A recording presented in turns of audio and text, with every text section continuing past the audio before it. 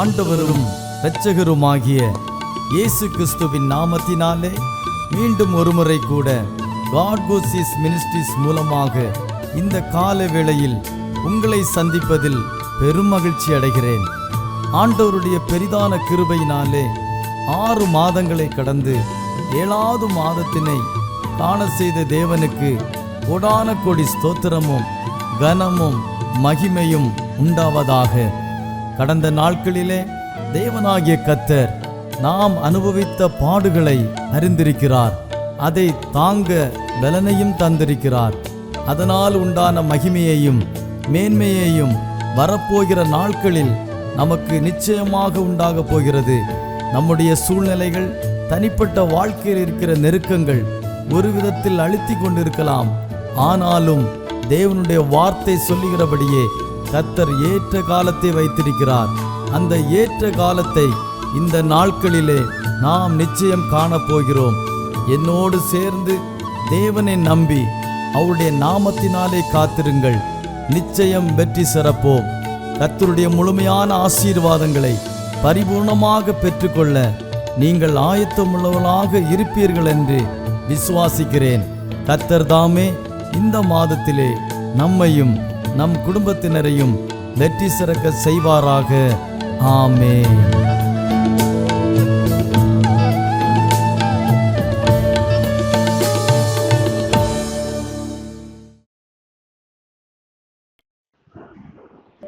கர்த்தரும் அருமை இரட்சகருமாயிருக்கிற இயேசு கிறிஸ்துவின் விலையேற்பட்ட நாமத்தினால் காட் கோசிஸ் மினிஸ்ட்ரியில் தலைமை போதகர் தாமஸ் பாஸ்டர் அவர்களுக்கும் எனக்கு வாய்ப்பை கொடுத்த அத்தனை பேருக்கும் இயேசுவின் நாமத்தினால் நன்றியை தெரிவித்துக் கொள்கிறேன்.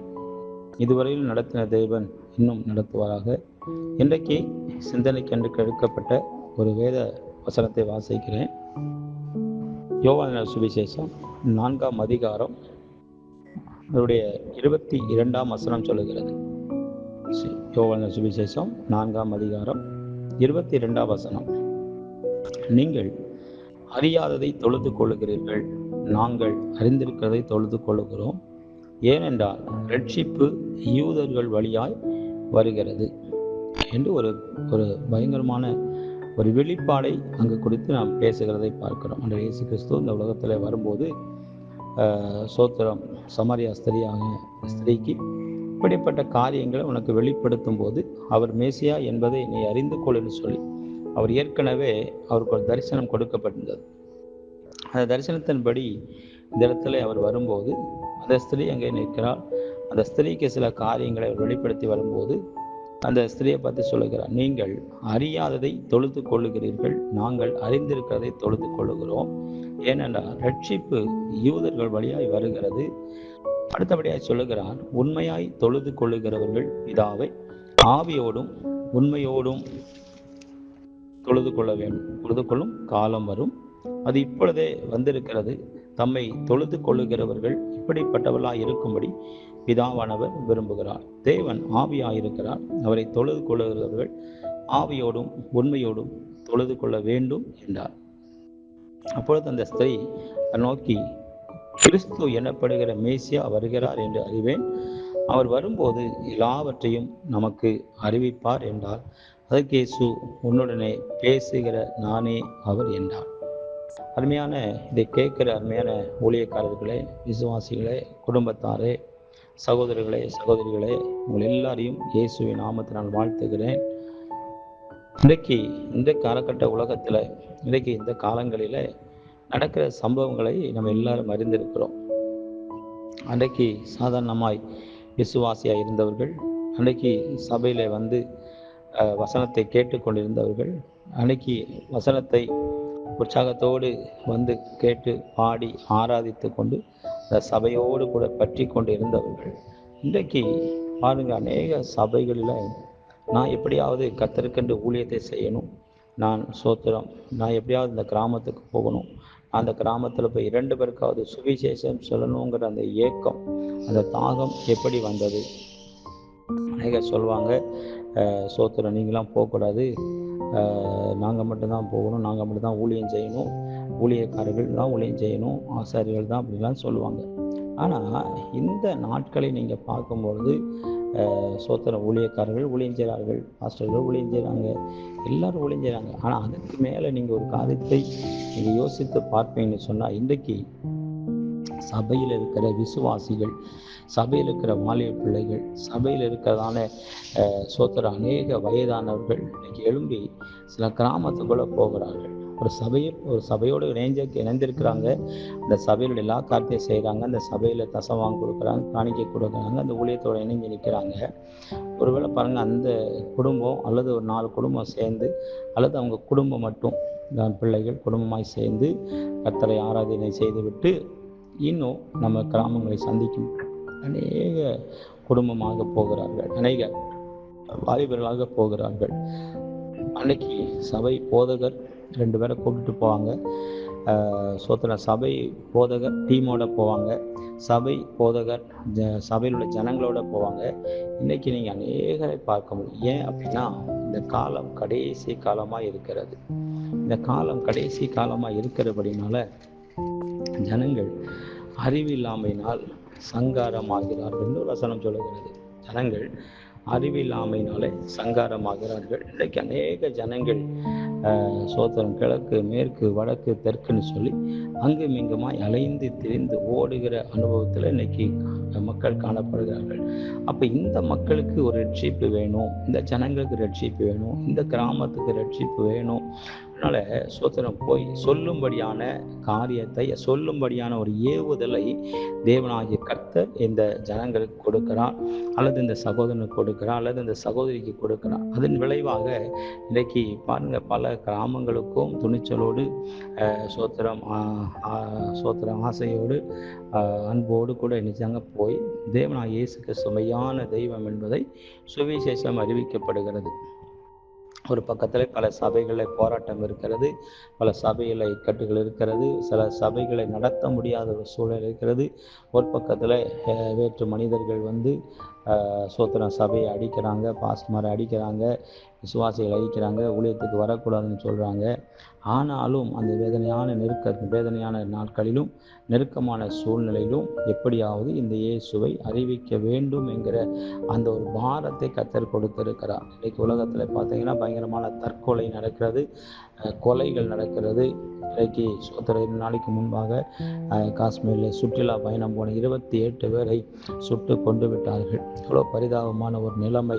அப்போ இப்படிப்பட்ட ஜனங்கள் இந்த உலகத்தில் நடக்கும் பொழுது சோத்திரம் நம்மளால் பார்த்துட்டு சும்மா இருக்க முடியலை. அதற்காக ஒரு பக்கம் ஜெபிக்கிறோம், இன்னொரு பக்கத்தில் நம்ம போய் சொல்லுகிறோம், இயேசு கிறிஸ்துவை அறிந்து கொள்ளுங்கள், இயேசுவை ரட்சிப்பு. இங்கே வசனம் தான் சொல்லுகிறது, ரட்சிப்பு யூதர்கள் வழியாய் வருகிறது. சொல்லுகிறாரு, உண்மையாய் தொழுது கொள்ளுகிறவர்கள், அது இந்துவோ முஸ்லீமோ கிறிஸ்டினோ அது யாராக இருந்தாலும் கர்த்தரை உண்மையாய் தொழுது கொள்ளுகிறவர்கள் பிதாவை ஆவியோடும் உண்மையோடும் தொழுது கொள்ளும் காலம் வரும். அப்படின்னா என்ன? அப்போது அந்த காலம் வரணும், அந்த காலத்துக்குள்ளே தான் இருக்கிறோம். ஆனால் இன்றைக்கும் ஜனங்கள் வேற்று மனிதர்களாகவே இருக்கிறார்கள். இன்னைக்கு கிறிஸ்தவ கண்ட முஸ்லீம்களுக்கு பிடிக்க மாட்டேங்குது, முஸ்லீம் கண்ட இந்துக்களுக்கு பிடிக்க மாட்டேங்குது. இப்படிப்பட்டதான ஒரு வேறுதிரிக்கப்பட்ட வாழ்க்கை, வேறுபாடான வாழ்க்கை வாழ்ந்து கொண்டிருக்கிறார்கள். ஆனால் எல்லாரும் தேவனை தேடுகிறார்கள், எல்லாரும் தேவனை. ஆனால் அந்த உண்மையான தேவன் யார் என்பதை ஜனங்களுக்கு அதைத்தான் நம்ம உன்னிப்பாய் நம்ம சொல்லுகிறோம். இயேசுவே தெய்வம், இயேசுவை அல்லாமல் ரட்சிப்பு இல்லை என்று சொல்லி ஆணித்தரமாக அதைத்தான் இங்கே வசனம் சொல்லுகிறது. யூதர் வழியாய் ரட்சிப்பு வருகிறது, இயேசு கிறிஸ்து வழியாக தான் ரட்சிப்பு. இந்த உலகத்தில் வேறு வழி என்ன ரட்சிப்பு கிடையாது. பல மனிதர்கள் வந்தார்கள், பல மனிதர்கள் பிறந்தார்கள், மனிதர்கள் வாழ்ந்தார்கள். ஆனால் எல்லாருடைய பேரையும் எல்லாருடைய இன்னைக்கு அதே தான் சோத்திரம் தெய்வமாய் கொண்டிருக்கிறார்கள். ஆனால் ஒரே ஒரு தெய்வம் இயேசு கிறிஸ்துவ மட்டும்தான் என்பதில் எந்த விதமான அந்த இயேசு கிறிஸ்துவை ஏற்றுக்கொள்ளும் பொழுது உண்மையாய் உண்மையான ரட்சிப்பு வருகிறது. அந்த ரட்சிப்பு உங்களை பரலோகத்துக்கு நேராய் கொண்டு போகிறது. அதில் யாதொரு சந்தேகமும் இல்லை. இப்போது நம்ம யாரை அடக்கி வைத்தாலும் அவர்கள் அடங்கி நிற்பதற்கான வாய்ப்புகள் கிடையாது. இன்னைக்கு சொல்லுவாங்க, நாங்கள் மட்டும் ஊழியத்துக்கு போகணும், நீங்களும் போகக்கூடாதுன்னு சொன்னாலும் கூட அவங்க அடக்கி வைக்க முடியாது. ஏன் அப்படின்னா தேவன் அவரை தெரிந்து கொண்டார். வசனம் சொல்வது, தாயின் கருவில் உருவாதுக்கு முன்னமாகவே அவனை தெரிந்து கொண்டு அவனை பெயர் சொல்லி அழைத்தேன், தீர்க்கதரிசியை கட்டளையிட்டேன் என்று சொன்ன வேத வார்த்தையின்படி கடைசி காலத்தில் சொல்றாரு. பார்த்தீங்களா, என்ன சொல்றாரு? சோத்திரம், பரிசுத்த ஆவியானவர் வரும்பொழுது நீங்கள் யூதேயாவிலும் சமாரியாவிலும் பல இடங்களில் இன்னும் சாட்சியாய் நிற்பீர்கள் என்று வசனம் சொல்லுகிறது. அதே போலதான் இன்றைக்கு பரிசுத்த ஆவியானவர் ஊற்றப்படுகிற ஒரு நாட்கள், பரிசுத்த ஆவியானவர் கிரியை செய்கிற ஒரு நாட்கள். அதனால ஜனங்களுக்கு சும்மா இருக்க முடியாது. பரிசுத்த ஆவியானவர்களை நெருக்கி ஏவுகிறார். எப்படியாவது சுவிசேஷம் அறிவிக்கப்படவே, அந்த சுவிசேஷத்தை நிமித்தமாக ரட்சிப்பு வர வேண்டும், அந்த ரட்சிப்பு நிமித்தமாக நித்திய ஜீவனை ஜனங்களை அடைந்து கொள்ள வேண்டும் என்கிற அந்த ஏக்கமும் தாகமும் ஒவ்வொருவரையும் என்ன செய்து நெருக்கி ஏவுகிறது. இன்னைக்கு ஜனங்கள் பொல்லாப்பை தேடி சோத்திரம் தேவையில்லாத காரியங்களை தேடி ஓடுகிற நாட்கள், இன்னைக்கு உலகத்தை தேடி ஓடுகிற நாட்களில் நம்ம வைக்கப்பட்டிருக்கிறோம். ஆனால் அந்த உலகம் உங்களுக்கு சொந்தம் அல்ல, உலகத்தில் உள்ளவைகளும் உங்கள் சொந்தம் அல்ல. இந்த பூமி ஒரு நாள் எல்லாம் ஒளிந்து போகும். உலகத்தில் உள்ளவைகளும் எல்லாம் ஒளிந்து போகும். ஒளியாத ஒன்று உண்டு, அழியாத ஒன்று உண்டு. சோத்திரம், அது நித்திய ஜீவன், அது பரலோகம் என்பதில் சந்தேகமில்லை. நீங்கள் ஆராய்ந்து பாருங்க. கர்த்தர் இயேசு கிறிஸ்துவை ஏற்றுக்கொள்ளுங்க, ரட்சிக்கப்படுங்க. கர்த்தர் நிச்சயமாகவே உங்களையும் உங்கள் குடும்பத்தை எல்லாம் கர்த்தர் ஆசீர்வதிப்பாராக. இன்னும் பார்த்தீங்கன்னா சில வேளைகளில் அன்னைக்கு அநேக ஊழியக்காரர்களுக்குள்ளாக இன்னைக்கு அநேக பிரிவினைகள் காணப்படுகிறது. எப்படின்னா, ஒருவர் சொல்லுவாங்க இயேசுவின் நாமத்தினாலே ஞானஸ்நானம் கொடுக்குறாங்க, ஒன்று பிதா குமாரன் பரிசுத்த ஆவியின் நாமத்தினாலே ஞானஸ்நானம் கொடுக்குறாங்க. அந்த இயேசு கிறிஸ்துவன்னு சொல்கிறாங்க, அங்கே வந்து இயேசுவின் நாமத்தில் ஞானஸ்நானம் கொடுக்குறாங்க அப்படின்னு சொல்லி ஒரு சொல்லும்போது சொல்கிறது, அங்கே அவங்க நமக்கு விரோதி அல்ல, அவங்க நமக்கு விரோதி அல்ல, அவங்க செய்கிறத என்ன செய்யட்டும் அப்படின்னு சொல்லி விட்டு கொடுக்குற ஒரு மனப்பான்மையில் இருந்த அன்னைக்கு அநேகரை குறை சொல்லி கொண்டே இருக்கிறோம். அந்த சபையை குறை சொல்லுகிறோம், இந்த சபையை குறை சொல்லுகிறோம், அந்த ஊழியக்காரர் குறை சொல்லுகிறோம், இந்த ஊழியக்காரர் குறை சொல்லுகிறோம். ஆனால் வசனம் சொல்லுது, இந்த குறை சொல்லுதல் நமக்கு தேவையில்லாத ஒரு காரியம். நமக்கு என்ன, ஆண்டவர் இயேசு கிறிஸ்துவை அறிவிக்க வேண்டும் என்ற நோக்கமும், இயேசு கிறிஸ்துவை அறிய வேண்டும் என்கிற அந்த இயக்கமும் நமக்குள்ளே இருந்தால் போதும்.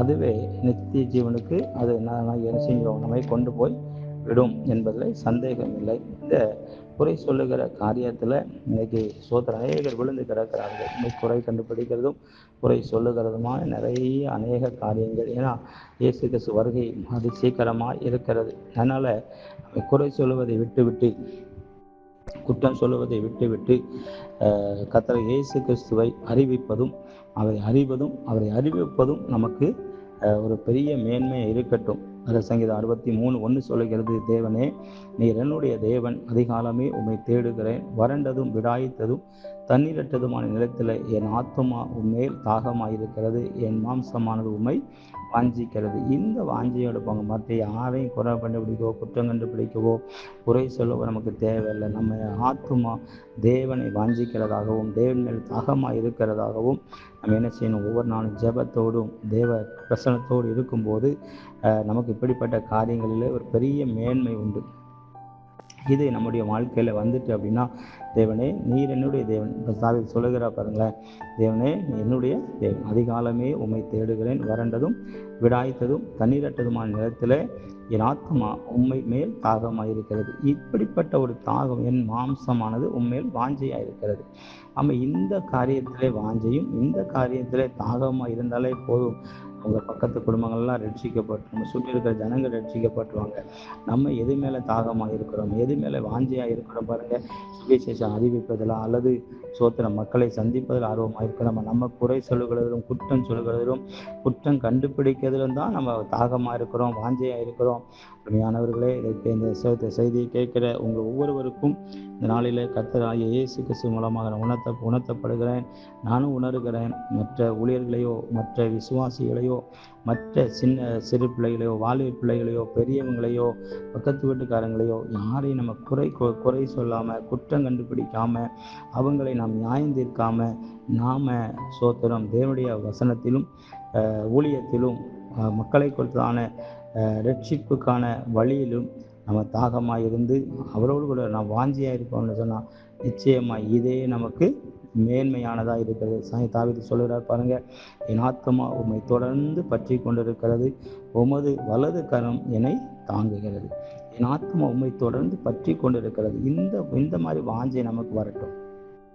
இந்த மாதிரி இதை போல ஒரு வாஞ்சியுடன் நம்ம இருப்போம். என் ஆத்துமா உம்மை தொடர்ந்து பற்றி கொண்டிருக்கிறது. அவர் காலை மாலை மதியம் எந்த வேளையிலுமே என் ஆத்மாவை கர்த்தருக்கு நேராக திருப்புவோம், அவருடைய வலது கரம் என்னை தாங்குகிறது. அப்படி தேவனுக்கு முன்பாக தேவனுக்கு நேராக நாம் ஆத்மா இருக்குமானால் நிச்சயமாக அவருடைய ஸ்தோத்திரம், அவருடைய வலது கரம் நம்மை தாங்குகிறது. நிச்சயமாக இந்த வசனத்தின்படி நாம் ஸ்தோத்திரம் தேவனுக்கு கண்டு சாட்சி எழும்புவோம்.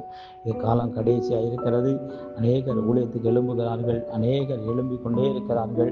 அதுக்கு நாம் தடையில்லாதபடி நாமும் சேர்ந்து ஊழியத்தை செய்து அநேக ஜனங்களை ரட்சிப்புக்குள்ளாக நடத்துவதற்கு இது பெரிய பாக்கியமான ஒரு நாள், ஒரு ரட்சணித்தினால். நிச்சயமாக இந்த நாட்களில் நாம் சேர்ந்து ஊழியத்தை செய்வோமானால் அநேக ஜனங்களை நாம் ஆதாயப்படுத்திக் கொள்ள முடியும். இன்றைக்கு பலரும் பல தீவிரவாதிகளாகவும் பல கொலைக்காரர்களாகவும் கொள்ளைக்காரர்களாகவும் இன்னைக்கு பலவிதமான வெறுப்போட கசப்போடும் அலைந்து தெரிகிற இந்த உலகத்தில் அந்த இயேசு கிறிஸ்துவை அவர் சொந்த ரட்சகரை ஏற்றுக்கொள்ள வேண்டும் என்கிற அந்த தாகமும் அந்த ஏக்கமும் ஒவ்வொருவருக்கும் இருக்குமே. ஆனால் ஒவ்வொரு குடும்பமும், ஒவ்வொரு பிள்ளைகளும், ஒவ்வொரு சந்ததியாரும், ஒவ்வொரு கிராமத்தார்களும், ஒவ்வொரு பட்டணத்தார்களும், தேசமும் உலகம் எங்கிலும் இயேசுவை அறிந்து கொள்ளும். இந்த இயேசு வாழ்க்கையை மாற்றுகிறவர், இந்த இயேசு நம்முடைய வாழ்க்கை தரத்தை மாற்றுகிறவர், இந்த இயேசு நம்ம வாழ்க்கையே மாற்றுகிறவர். கர்த்தர் இந்த வார்த்தை கொண்டு அனைவரையும் ஆசீர்வதிப்பாராக. தேவன் தாமே மகிமை உண்டாகட்டும். ஆமென், ஆமென். God bless you.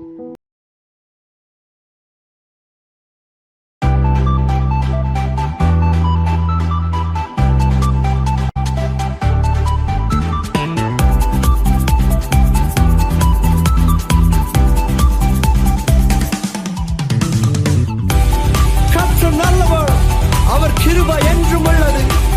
இதுவரை ஒரு குறைவும் இல்லாமல் உங்களை நடத்தினார் அல்லவா? என்னோடு கூட சேர்ந்து அந்த நல்ல தேவனை ஆராதிப்போம். Come on. ஆராதனை செய்கிறோம், உம்மை உயர்த்துகிறோம், உம்மை ஆராதனை செய்கிறோம், உம்மை துதிக்கின்றோம். நீ நல்லவரே, வல்லவரே, நன்மைகள் செய்பவரே. நீ நல்லவரே, வல்லவரே, நன்மைகள் செய்பவரே. உமக்கு ஆராதனை, உமக்கு ஆராதனை, ஆராதனை, உமக்கு ஆராதனை. நீ நல்லவரே, வல்லவரே, நன்மைகள் செய்பவரே. நீ நல்லவரே, வல்லவரே, நன்மைகள் செய்பவரே.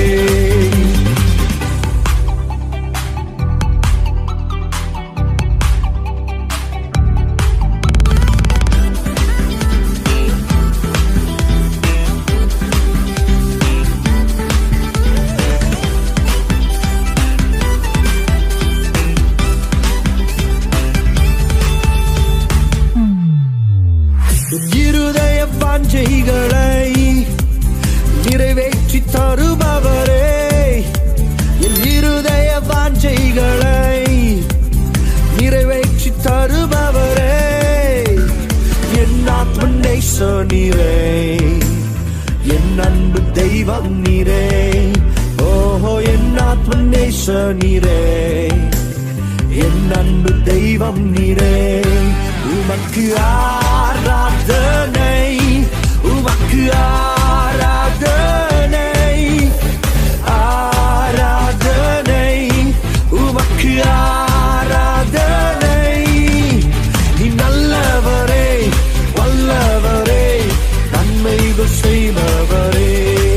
என் வாழ்வில் நல்லவரே, வல்லவரே, நன்மைகள் செய்பவரே. துதிகளின் மத்தியில் வாசம் செய்பவர் நம் தேவன். அவரை ஆராதிக்கும் இந்த நேரத்தில் உங்கள் மத்தியில் ஒரு மாற்றத்தை உண்டு பண்ண வல்லமையுள்ளவராய் இருக்கிறார். என்னோடு சேர்ந்து அவரை ஆராதிப்போமா? துதிகளின் தேவனே, உம்மை துதிக்கின்றோம். துதிகளின் தேவனே, உம்மை துதிக்கின்றோம். ஸ்தோத்திரம் செலுத்தியே உம்மை ஆராதிப்போம். நாங்கள் ஸ்தோத்திரம்